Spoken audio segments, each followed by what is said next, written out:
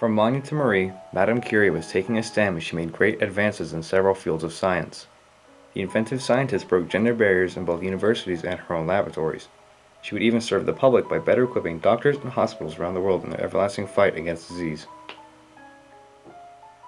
Manya Sklodowska was born on November 7, 1867 in Warsaw, Poland during a Russian occupation. While Russian oppression was all she knew, Manya still hated her Russian rulers. She may not have openly rebelled against the Tsar, but her friends would often hear her speak out against her teachers and other Russian officials at her school. There, her education was monitored and managed by the Tsar officials. In the January of 1876, Manya made her first real acquaintance with both disease and the tragedy that follows. Two of her sisters, Bronya and Zosha, had contracted the illness known as typhus. Bronya would survive the encounter, but Zosha would not be so lucky. Soon after, when Manya was 10 years old, her mother died from tuberculosis, the disease she had been battling for as long as Manya could remember. After years of hard work, young Manya had finally completed her secondary school and could do away with the Russian textbooks she openly declared horrible. After spending a year off her studies, Manya learned of the Floating University, a set of underground classes in Warsaw hidden away from the prying eyes of Russian Tsar inspectors. She would be forced to attend this school as Polish women were not allowed to attend the male-only University of Warsaw at the time. Both Manya and her sister Bronya dreamed of traveling abroad but lacked the funds they would need to travel to another country for an official degree. Soon thereafter, a plan was hatched. While Bronya was in school, Manya would work to support her, and then they would switch roles after Bronya completed her studies. After working 5 years as a tutor and governess and using her spare time to study mathematics, physics, and chemistry, Manya moved to Paris in 1891. There, she studied at the Sorbonne, or the University of Paris, where she would earn her master's degree in physics in 1893 and another degree in mathematics the year after. Unfortunately, as a result of her dedication, Manya would spend more time and resources on her studies than her own personal health and well-being, surviving at times only on buttered bread and tea.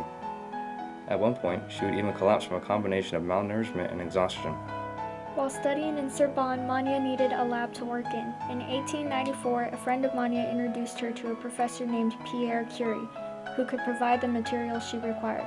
The two would quickly become partners, and a year later they would be joined in a marriage of the heart and of the mind. Manya Sklodowska would then become Marie Curie. At the beginning of Pierre and Marie's marriage, they worked on their own projects separately.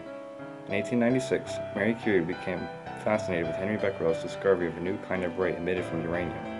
By using her own knowledge of the similar but weaker X-rays discovered by Wilhelm Röntgen, Marie began to conduct her own experiments with these rays. She discovered that the rays from uranium were constant, no matter the condition or form of the element.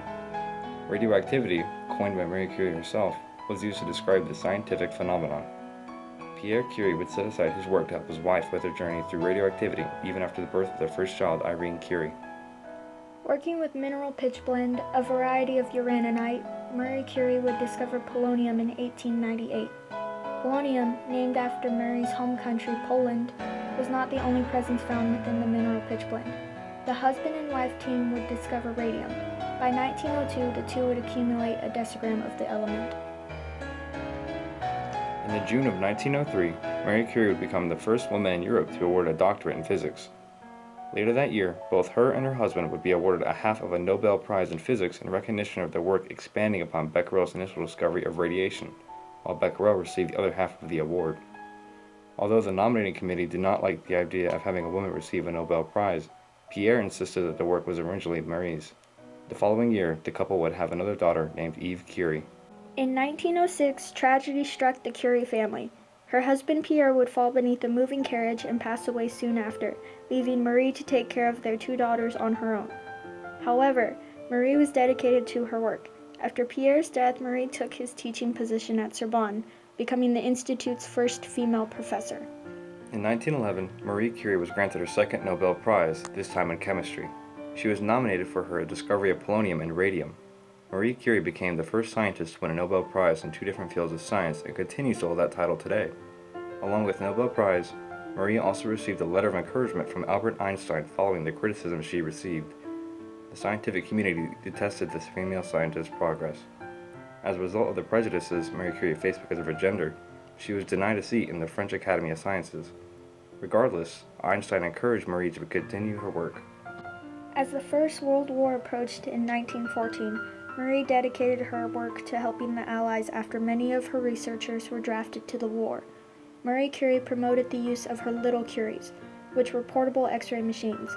Marie herself stated, "The use of the X-rays during the war saved the lives of many wounded men. It also saved many from long suffering and lasting infirmity." Because of her championed little Curies, Marie was able to persuade the French government to set up France's radiology centers. Automobile body shops and manufacturers did their parts for the country by transforming cars into vans and donating equipment. Marie Curie was devoted to her work.